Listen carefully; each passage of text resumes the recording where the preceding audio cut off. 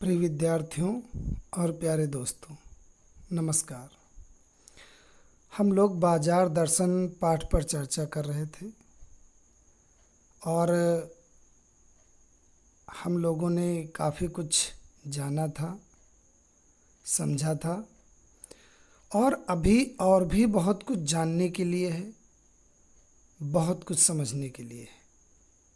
तो आइए चर्चा करते हैं एक बार फिर से अपने पाठ बाजार दर्शन पर, जिसे लिखा है जैनेन्द्र कुमार ने। मैं हूँ शैलेंद्र, ये है मेरा परिचय।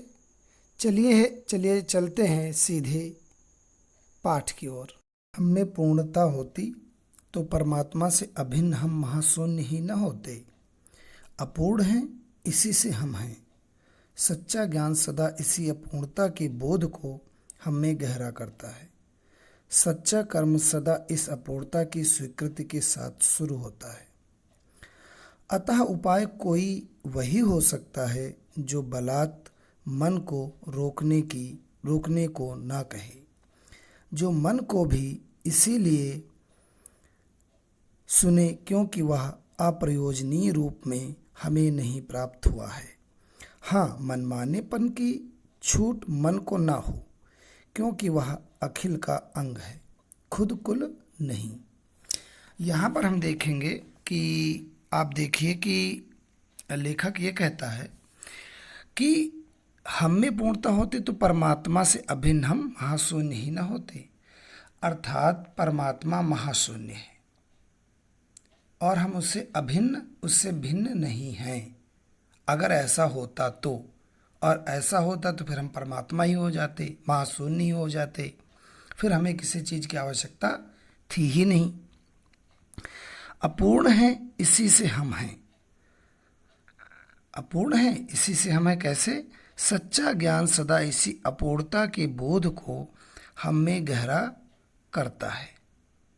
सच्चा ज्ञान क्या है? इस अपूर्णता। देखिए, ज्ञान, लोग कहते हैं हम बड़े विद्वान हैं, विद्वता का परिचय देते हैं, है ना।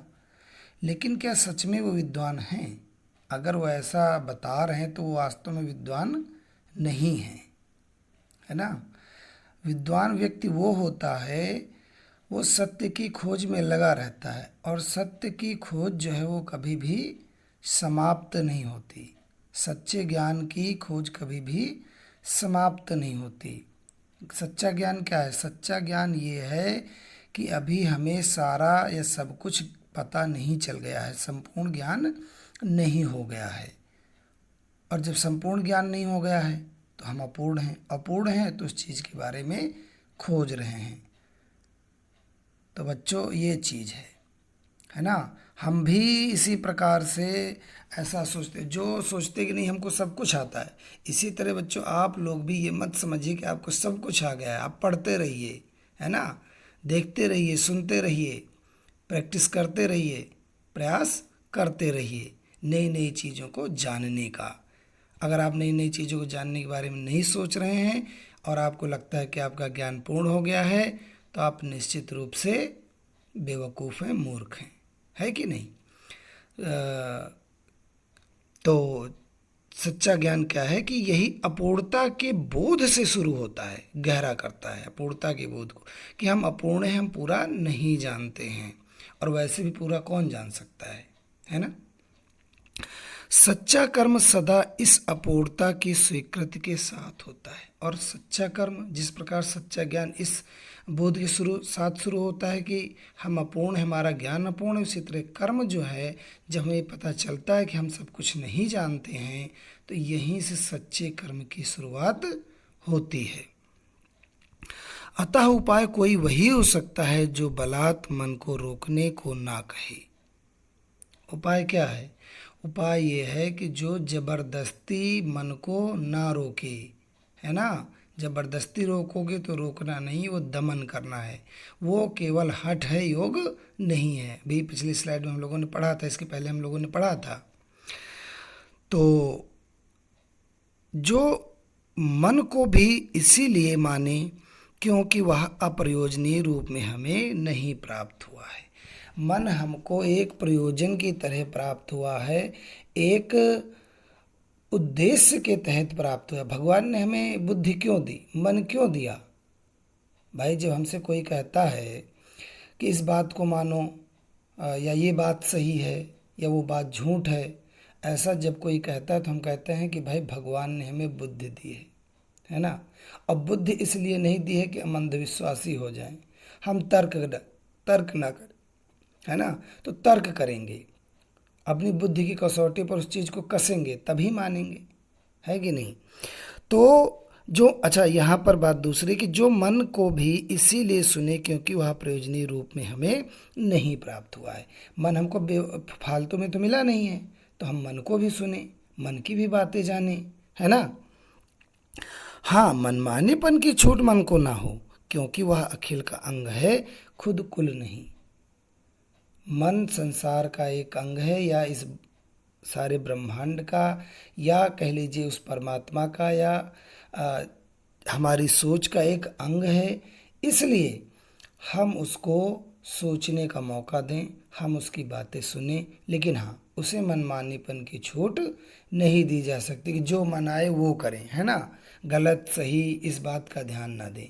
अगर ऐसा है तो फिर समझ लीजिए कि या तो आप ऐसा तभी कर सकते हैं जब आप पूर्ण होंगे, जब आप ईश्वर होंगे, या जब आप इतने शक्तिशाली होंगे, महान होंगे, तभी अपने मनमानेपन की छूट अपने मन को दे सकते हैं। लेकिन ऐसा है नहीं, और जब ऐसा है नहीं तो फिर आप मनमानेपन की छूट नहीं दे सकते हैं। अगर मनमानेपन की छूट देंगे तो फिर आपको वही होगा, है ना, ईर्ष्या, द्वेष, जलन, यही सारी चीज़ें होंगी। और इस चीज़ का भी बोध होगा कि हमारे पास कुछ नहीं है, फिर आप ईर्ष्या से जलेंगे। चलिए आगे चलते हैं। तो वह क्या बल है जो इस तीखे व्यंग्य के आगे ही अजेय नहीं रहता, बल्कि मानो उस व्यंग्य की क्रूरता को ही पिघला देता है। उस बल को नाम जो दो, पर वह निश्चय है कि वह इस तल की वस्तु नहीं जहाँ पर संसारी वैभव फलता फूलता है। वह कुछ अपर जाति का तत्व है। लोग स्पिरिचुअल कहते हैं, आत्मिक, धार्मिक, बहुत नैतिक कहते हैं। मुझे योग्यता नहीं कि मैं इन शब्दों में अंतर देखें और प्रतिपादन करें। यहाँ पर लेखक ये कहना चाहता है, लेकिन एक ऐसा बल है जो बाजार की व्यंग्य शक्ति को रोकता है, बाजार की आकर्षण शक्ति को रोकता है, बाजार के जो जादू है, रूप सौंदर्य है, उसको रोकता है। अब वह बल क्या है? लोग इसको स्पिरिचुअल कहते हैं, नैतिक कहते हैं, आत्मिक कहते हैं, है ना, बहुत सारे शब्द देते हैं, आध्यात्मिक शब्द देते हैं। लेकिन हम कहते हैं कि हमें योग्यता नहीं है, या फिर हमको इस बात की आवश्यकता नहीं कि हम उन शब्दों के फेर में पढ़ें, या हम इतने विद्वान नहीं हैं, या हम विद्वान बनना भी नहीं चाहते हैं कि हम उन शब्दों में अंतर करें, या हम उस पर इतना विचार करें। और ना ही ये प्रयोजनीय है, ना ही ये इसका उद्देश्य है कि हम उन शब्दों के फेर में पढ़ें। लेकिन हाँ, इतना ज़रूर है कि वह शब्द इस तल का नहीं है जहाँ पर संसार की दुनियादारी चलती है, जहाँ पर लोग आकर्षित होते हैं बाजार के आकर्षण से, या रूप सौंदर्य से, आदि चीज़ों से, है ना। ये किसी अपर जाति का, अपर दूसरी जाति का तत्व है ना। अब वो शब्द कुछ भी आप दे लो, शब्दों के फेर में हम नहीं पढ़ते हैं। मुझे शब्द से सरोकार नहीं, मैं विद्वान नहीं कि शब्दों पर अटकूं, लेकिन इतना तो है कि जहाँ तृष्णा है, बटोर रखने की स्पृहा है, स्पृहा में चाहत, वहाँ उस बल का बीज नहीं है। बल्कि यदि उस बल को सच्चा बल मानकर बात की जाए तो कहना होगा कि संचय की तृष्णा और वैभव की चाह में व्यक्ति की निर्बलता ही प्रमाणित होती है। हमें उन शब्दों से सरोकार नहीं है, लेखक कहता है हमें उन शब्दों से सरोकार नहीं है, लेकिन इतना है कि जहाँ पर तृष्णा, प्यास है ना, और बटोर रखने की स्पृहा है, बटोर रखने की, सब धन संपत्ति इकट्ठा करने की चाह है, वहाँ पर फिलहाल वह बल का बीज नहीं मिलता। सीधी बात, नहीं मिलेगा। हम तो पहले कहे कि वो दुनियादारी के तल पर नहीं, वो तो अपर जाति का तत्व है ना, हम लोग बात कर चुके हैं।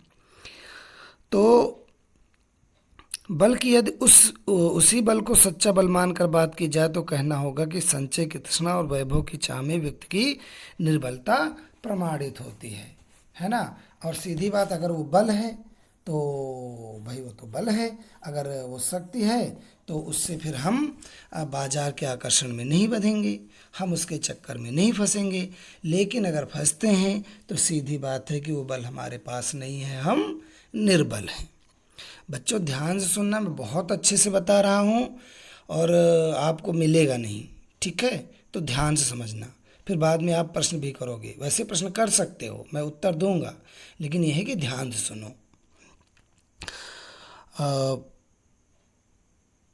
निर्बल ही धन की ओर झुकता है। जो निर्बल होता है वो धन की ओर झुकता है, उसे धन चाहिए, शक्ति चाहिए, कुछ ऐसा तो चाहिए। वह अबलता है, वो निश्चित रूप से निर्बलता है। अबलता, निर्बलता। वह मनुष्य पर धन की और चेतन पर जड़ की विजय है। मनुष्य पर धन की, धन क्या है? एक जड़ वस्तु है, एक निर्जीव वस्तु है, और मनुष्य क्या है? चेतन वस्तु है, उसके अंदर चेतना है ना, वो सजीव है। तो सजीव पर निर्जीव की विजय है, चेतन पर जड़ की विजय है, मनुष्य पर धन की विजय है। आप समझ रहे हैं? लेकिन ऐसा नहीं होना चाहिए।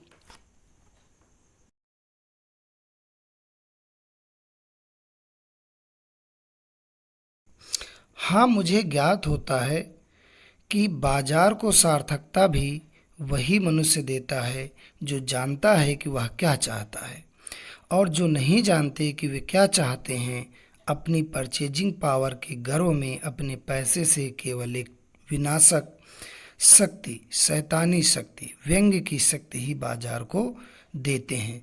ना तो वे बाजार से लाभ उठा सकते हैं, ना उस बाजार को सच्चा लाभ दे सकते हैं।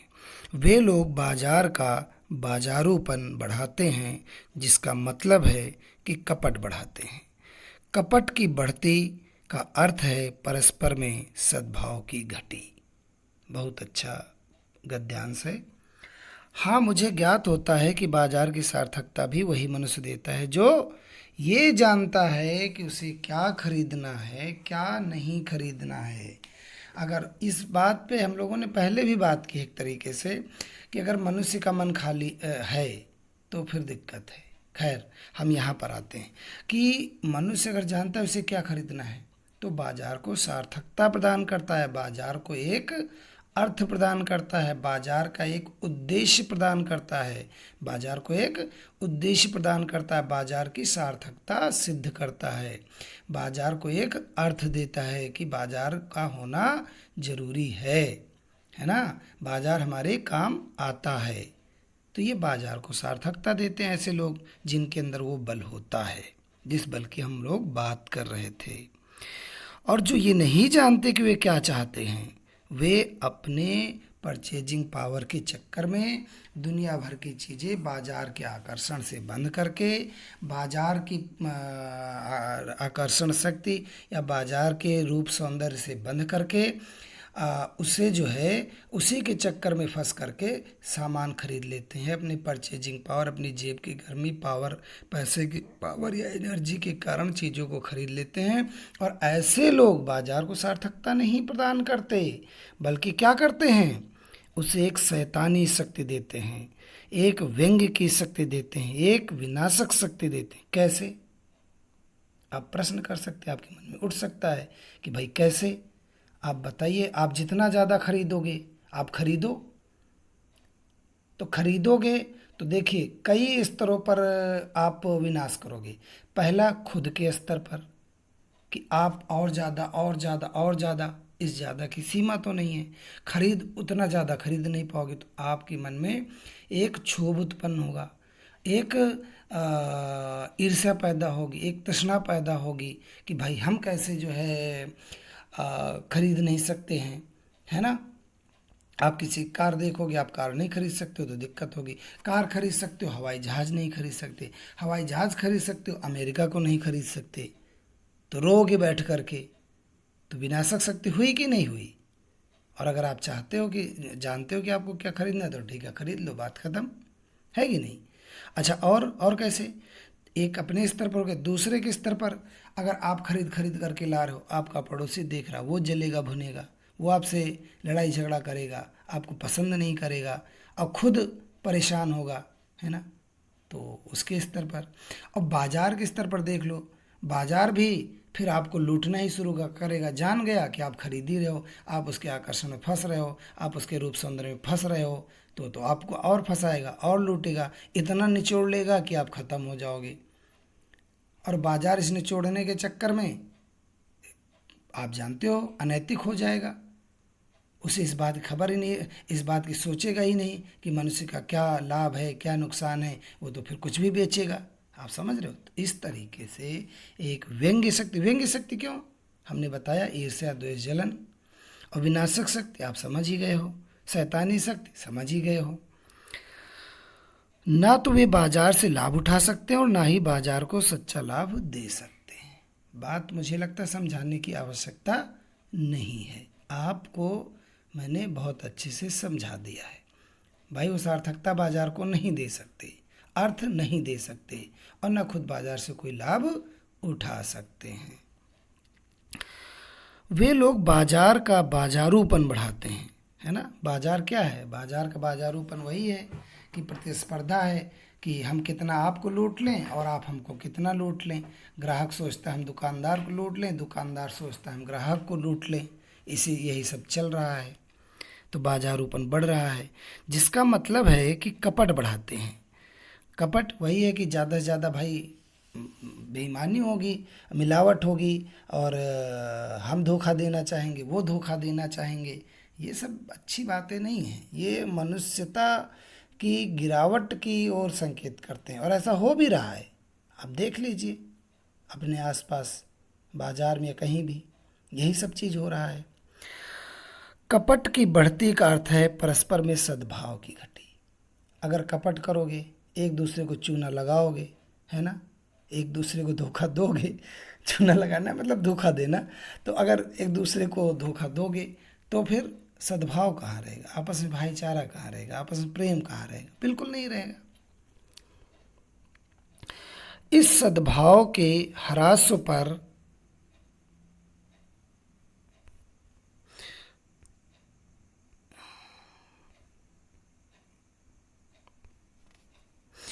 इस सद्भाव के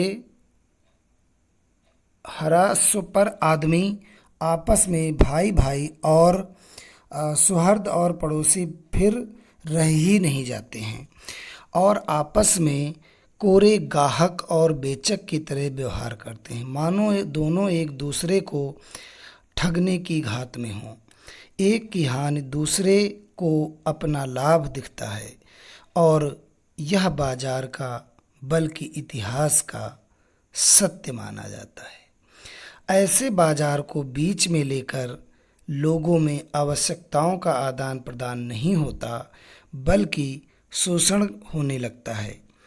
तब कपट सफल होता है, निष्कपट शिकार होता है। ऐसे बाजार मानवता के लिए विडंबना हैं और जो ऐसे बाजार का पोषण करता है, जो उसका शास्त्र बना हुआ है, वह अर्थशास्त्र सरासर औंधा है, वह मायावी शास्त्र है, वह अर्थशास्त्र नहीं अनीति शास्त्र है। ठीक है, आप समझ रहे होंगे। जब सद्भाव घट जाएगा, सद्भाव के ह्रास पर आदमी आपस में भाई भाई नहीं रहेगा, पड़ोसी नहीं रहेगा, एक दूसरे का सुहृद अच्छा हृदय वाला अर्थात मित्र नहीं रहेगा। सुहृद मतलब मित्र। और आपस में केवल एक ही रिश्ता होगा, क्या, ग्राहक और बेचक। ग्राहक और बेचक यानी दुकानदार और खरीदने वाला, खरीदार और बिक्री करने वाला। तो आप समझ रहे हैं क्या होगा। और इसी तरह का आपस में व्यवहार करेंगे, मानो एक दूसरे को ठगने की घात में हो, धोखा देने की, चूना लगाने की घात में हो। और हम लोग क्या करते हैं कि इसी को सत्य मान लेते हैं, बाजार का सत्य मान लेते हैं, बल्कि बाजार का नहीं इतिहास का सत्य मान लेते हैं। और इसी को हम अर्थशास्त्र भी कह देते हैं। लेकिन सच पूछिए तो अर्थशास्त्र नहीं है, ये अर्थशास्त्र औंधा है, यानी बेवकूफ़ी का इतिहास है, अर्थशास्त्र है। मायावी अर्थशास्त्र है ना। और अर्थशास्त्र नहीं, अनीति शास्त्र है। अनीति शास्त्र जिसमें नैतिकता ना हो। ऐसे में लोगों का शोषण होने लगता है, एक दूसरे का शोषण करते हैं। तो अगर इसका कोई समर्थन करता है तो वास्तव में वह अनीति शास्त्र का पोषण करता है या उसका समर्थन करता है। तो चलिए आगे चलते हैं। ये आगे अब नहीं चलना है, यहीं पर पाठ समाप्त होता है। तो विद्यार्थियों धन्यवाद, आपने सुना। अब मैं एक दो प्रश्न हमेशा की तरह आपसे पूछूंगा। पहला प्रश्न ये है कि बाजार को सार्थकता कैसे लोग प्रदान करते हैं? कौन से लोग हैं जो बाजार को सार्थकता प्रदान करते हैं? ठीक है। दूसरा प्रश्न ये है कि पैसे की व्यंग्य शक्ति क्या है? ठीक है, धन की व्यंग्य शक्ति क्या है? और तीसरा प्रश्न है कि जैनेंद्र के किन्हीं दो उपन्यासों के नाम बताइए। चलिए, वीडियो पसंद आया है तो आप लाइक कीजिए, शेयर कीजिए, दूसरों को बांटिए, दूसरों तक पहुंचाइए। और अगर आपने चैनल सब्सक्राइब नहीं किया है तो अवश्य कर लें, ताकि मेरी हर वीडियो आपको आसानी से उपलब्ध हो सके। चलिए, मिलते हैं अगले पाठ में। तब तक के लिए टाटा, बाय बाय, जय हिंद, जय भारत।